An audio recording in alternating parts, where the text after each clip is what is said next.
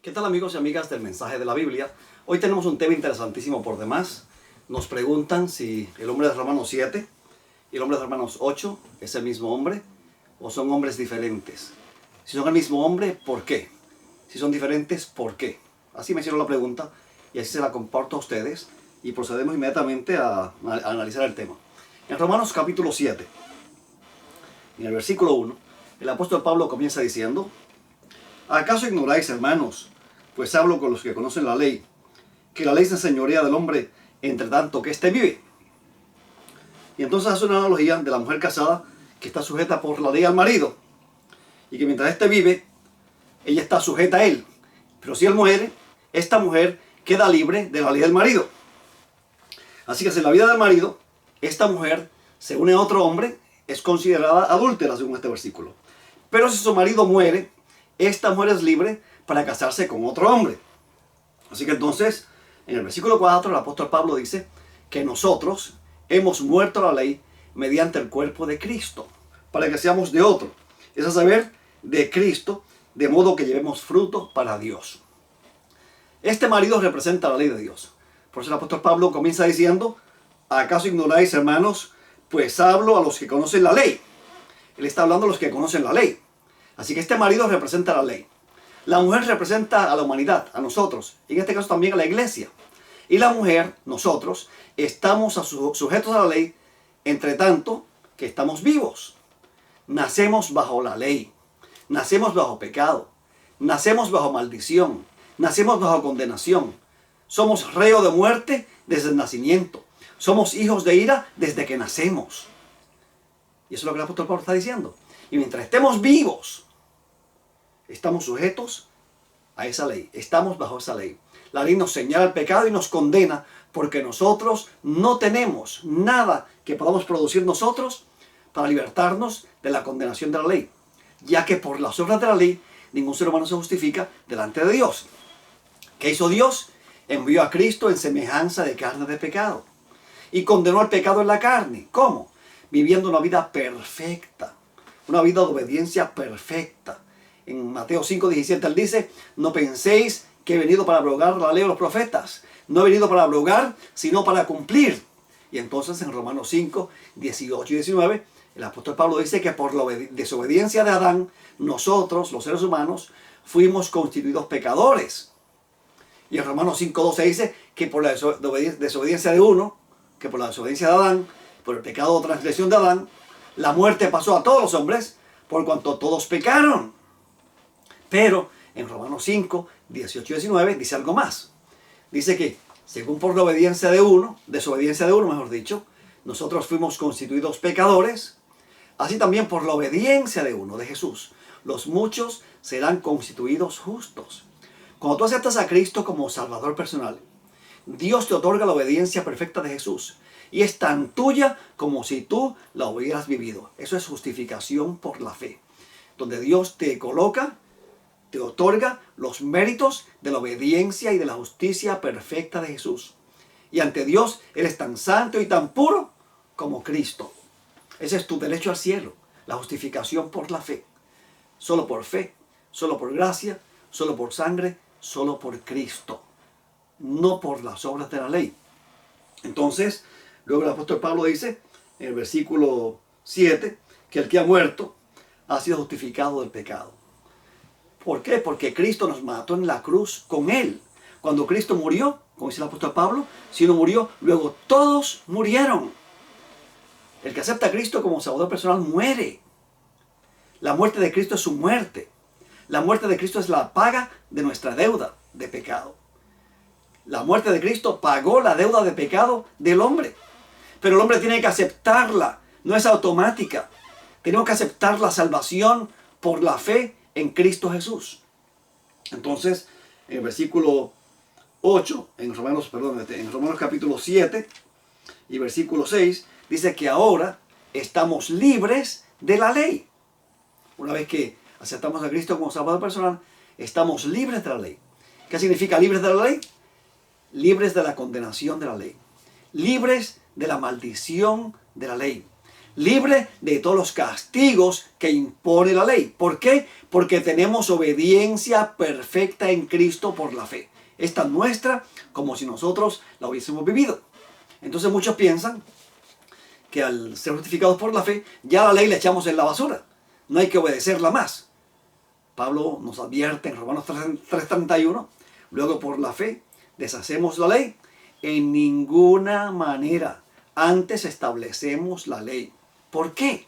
En el libro de Romanos, capítulo 7 y versículo 6 dice: pero ahora estamos libres de la ley por haber muerto para aquella en que estábamos sujetos, de modo que sirvamos bajo el régimen nuevo del Espíritu y no bajo el régimen viejo de la letra.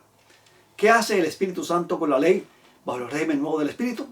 Dice en el libro de Hebreos, capítulo 10, versículos 15 y 16, que el Espíritu Santo escribe la ley de Dios en nuestras mentes, bajo el nuevo pacto.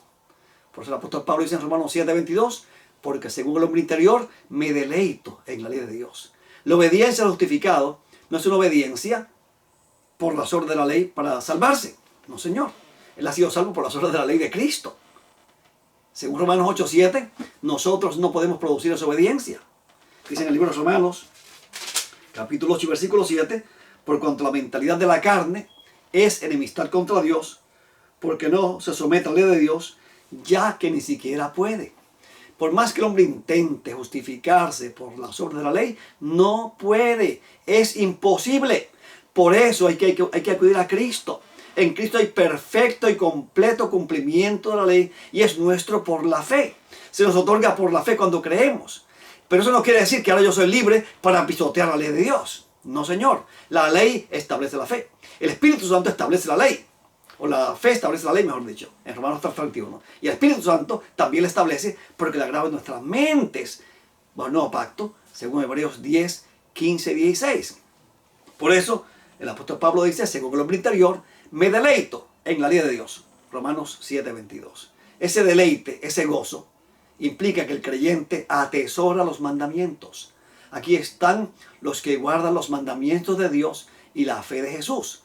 Apocalipsis capítulo 14, versículo 12, refiriéndose a ese pueblo que está en pie antes de la siega de la tierra. Y los describe como los que guardan los mandamientos de Dios y la fe de Jesús. No guardan los mandamientos de Dios para salvarse. Los guardan porque son salvos. Ahora, fíjense que aquí en estos versículos, el apóstol Pablo está hablando en presente activo indicativo. Luego entonces, en este versículo 7, el apóstol Pablo dice entonces, ¿qué diremos pues? ¿Es la ley pecado? Hablando en tiempo presente todavía. En ninguna manera. Pero yo conocí el pecado, sino por la ley. Porque tampoco habría sabido lo que es la concupiscencia si la ley no dijera, no codiciarás. Así que el apóstol Pablo establece la función primaria de la ley. Señalarnos el pecado. La ley nos muestra qué es pecado.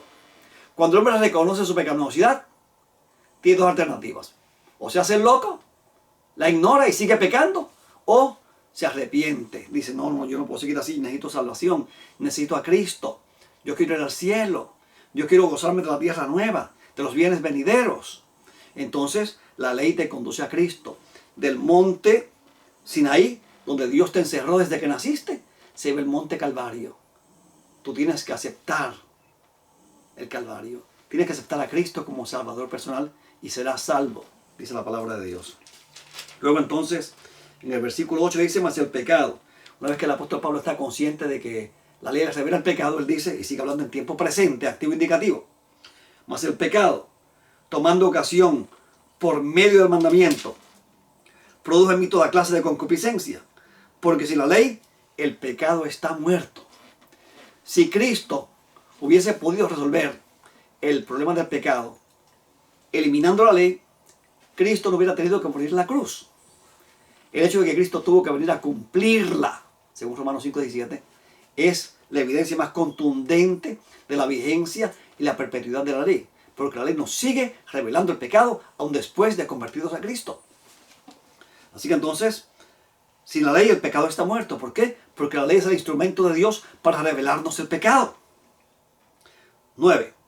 Y yo viví en un tiempo sin la ley, pero al oír el mandamiento el pecado revivió y yo morí. Empieza a hablar ahora en tiempo aoristo, en tiempo pasado. Fíjense que llega el versículo 7, él dice, yo no conocí el pecado, sino por la ley. Es un verbo pasado, oristo, no conocí. Tampoco habría sabido, estamos hablando del tiempo pasado también, lo que es la concupiscencia.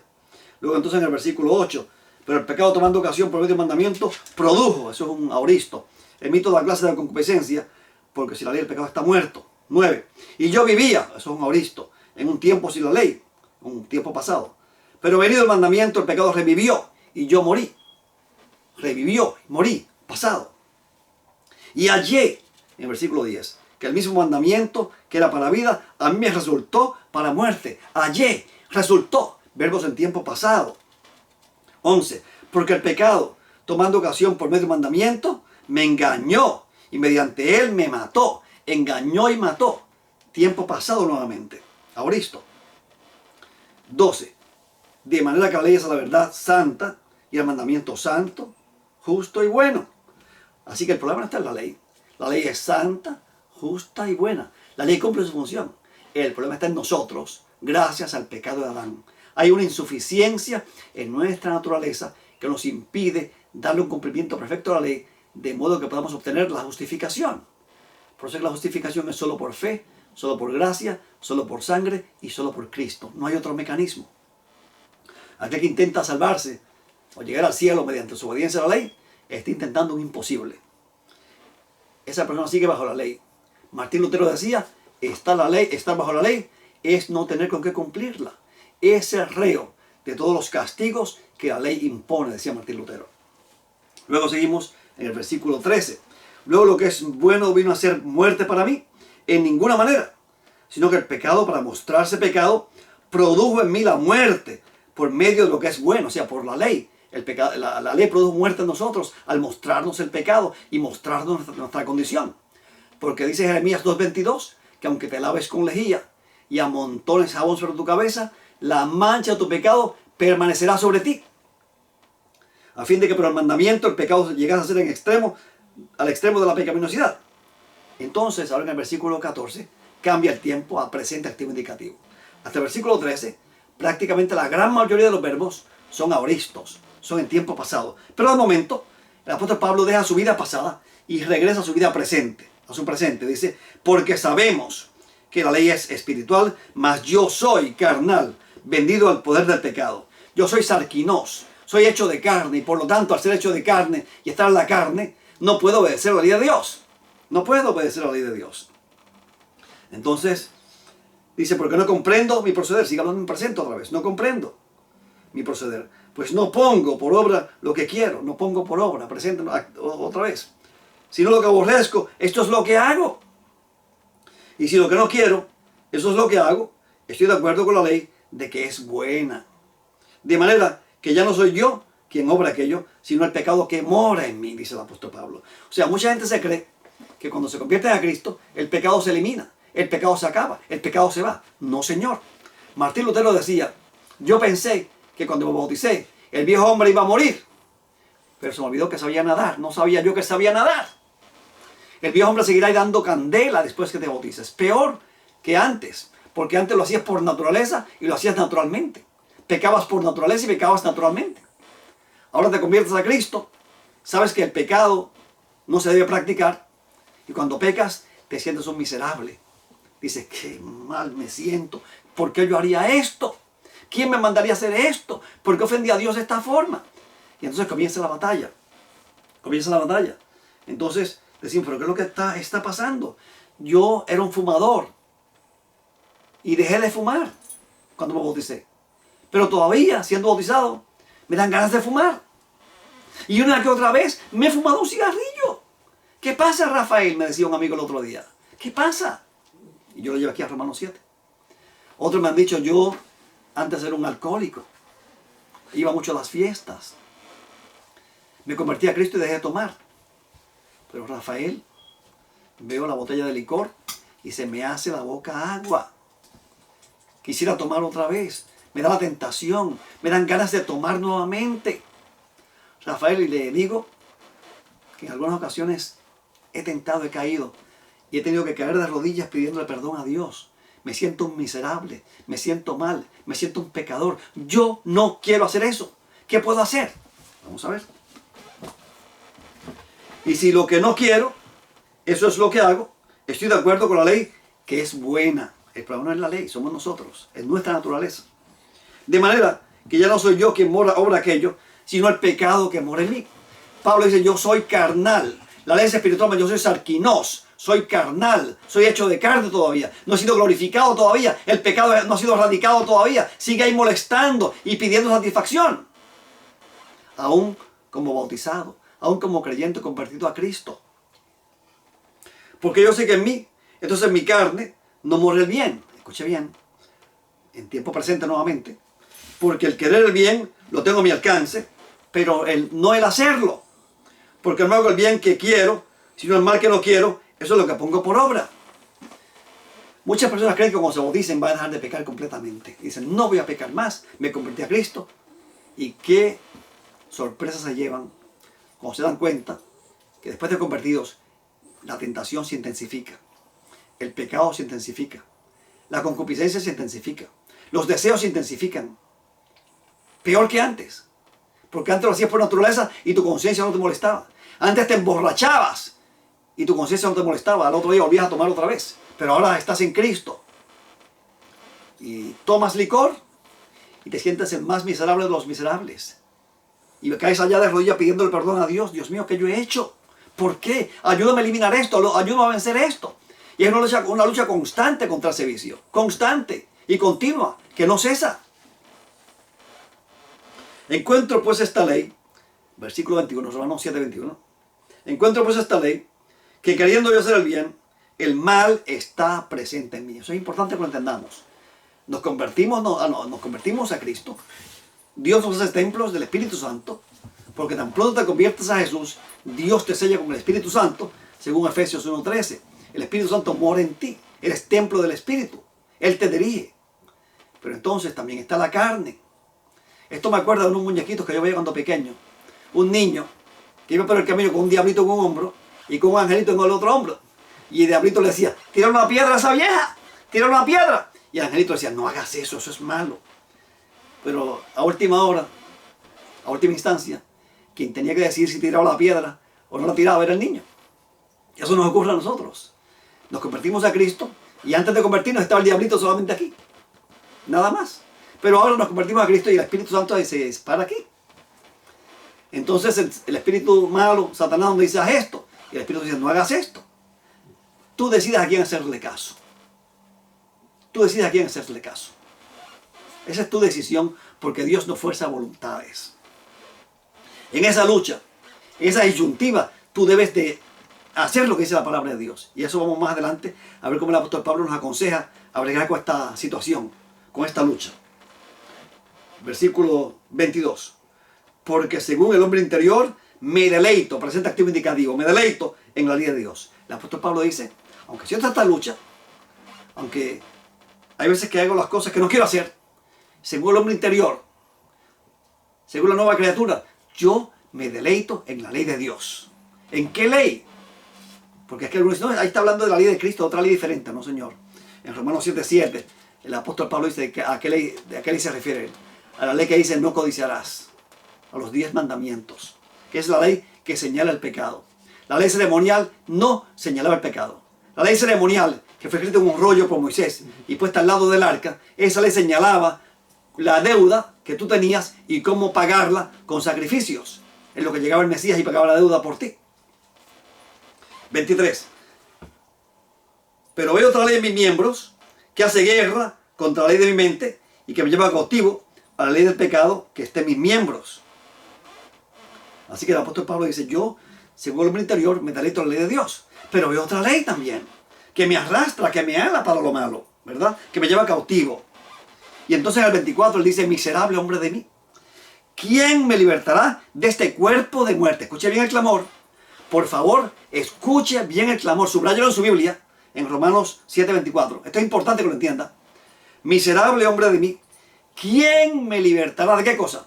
De este cuerpo de muerte. Recuerde que él dijo, yo soy sarquinos, yo soy carnal. ¿Ok? Vendido al pecado. Soy carnal. Y no dejo de ser carnal, no me vuelvo un angelito cuando me convierto. Sigo con mi naturaleza carnal, soy hecho de carne. Y el diablo me sigue azotando y me sigue tentando y me sigue molestando después de convertido.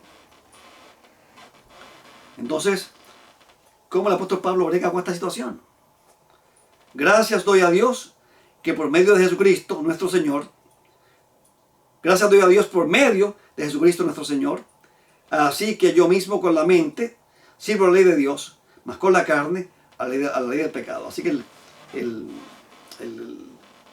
Señor aquí, el apóstol Pablo, en este caso dice, yo doy gracias a Dios porque por Cristo, por nuestro Señor. Con la mente, o sea, el nuevo hombre, la nueva criatura, sirve a la ley de Dios. Más la carne, a la ley del pecado, porque la carne siempre exige satisfacción. La carne siempre quiere lo malo. La carne siempre va a estar, es el instrumento de Satanás para molestarnos constantemente. Es el diablito que tenemos aquí, en este hombro. Pero entonces ahora tenemos un Espíritu Santo aquí, que muere en nuestro corazón, en nuestras mentes, y nos dice, no hagas eso. Vamos al libro de Gálatas, capítulo 5. Mira cómo el apóstol Pablo explica este asunto con un par de versículos en Gálatas capítulo 5, versículo 16.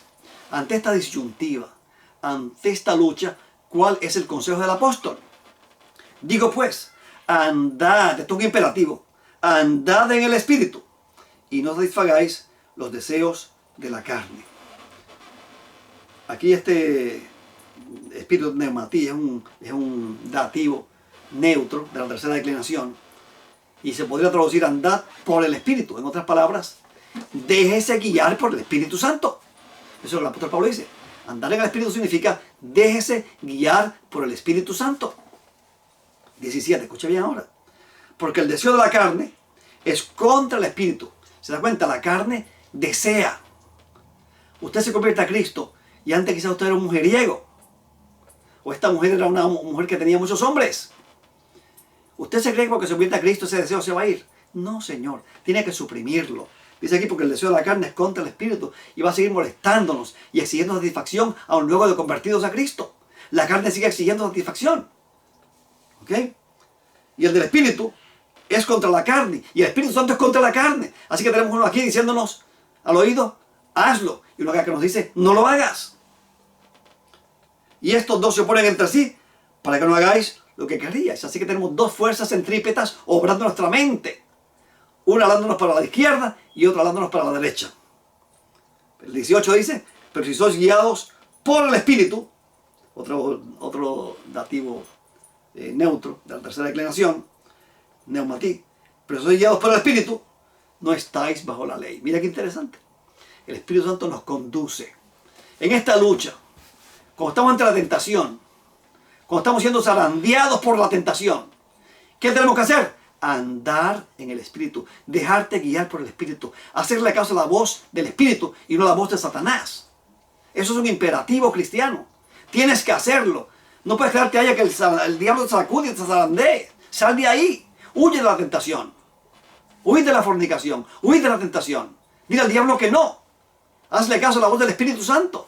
Dios nos habla a través de la palabra. La palabra de Dios es la espada del Espíritu. Y es la que te dice qué es la voluntad de Dios y qué no es la voluntad de Dios. Así que si somos guiados por el Espíritu, no estamos bajo la ley. La ley no nos condena.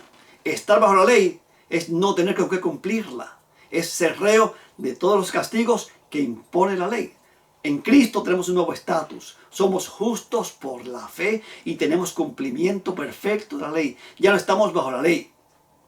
Estamos bajo la justicia de Cristo. Volvemos otra vez al libro de Romanos. Porque muchos dicen, no, pero es que en Romanos 8 hay otro hombre diferente. Vamos a ver si es verdad.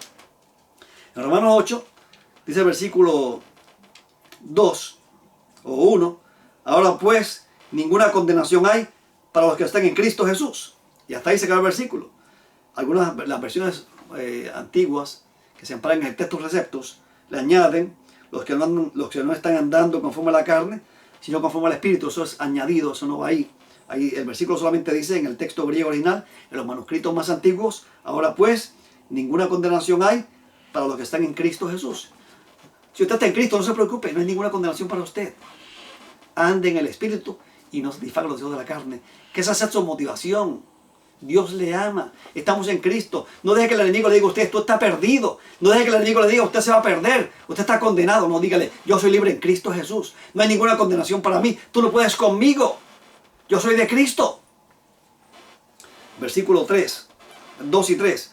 Porque la ley del Espíritu de vida en Cristo Jesús me ha librado de la ley del pecado y de la muerte. Mira qué interesante. Porque lo que era imposible para la ley, por contra era débil, a causa de la carne, Dios, enviando a su propio Hijo, en semejanza de carne de pecado, y en lo concerniente a la carne, en lo concerniente al pecado, mejor dicho, condenó el pecado en la carne, para que la justicia de la ley se cumpliese en nosotros. ¿Quiénes somos nosotros? Los que no andamos conforme a la carne, sino conforme al Espíritu. Así que entonces estos versículos dicen claramente que Cristo condenó el pecado en la carne. Dios envió a su propio Hijo en semejanza de carne al pecado, y lo concerniente al pecado, condenó el pecado en la carne. ¿Cómo? Dándole a la ley un perfecto cumplimiento. La ley no encontró ningún pecado en Cristo. Satanás no pudo señalarle ningún pecado a él. Por eso él dijo que el diablo no encontraba nada en él, no podía hallar nada en él para señalarle ni para acusarle. ¿Se da cuenta? Versículo 6, versículos 5 y 6. Porque los que son conforme a la carne, de ir al 4 otra vez. Dice allí, para que la justicia de la ley se cumpla en nosotros. Lo que dice Romanos 5, 18 y 19. Tan pronto te conviertas a Jesús, Dios te otorga la justicia perfecta de Cristo. Y esa obediencia de Cristo es tan tuya como si tú lo hubieras vivido. Y de esa forma se cumple en ti la justicia de la ley. La justicia que Dios espera ver en ti para justificarte. La tienes por la fe en Cristo. Sigue diciendo, 6, 5 y 6. Porque los que son conforme a la carne, ponen su mente las cosas de la carne. Escuche bien. El creyente que le hace caso a la voz de acá nada más a la carne, hace las cosas de la carne.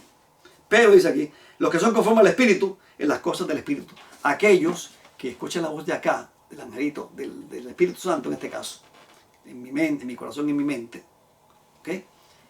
Esos que le hacen caso y oyen la voz del Espíritu y la siguen, esos andan conforme al Espíritu, no andan conforme a la carne.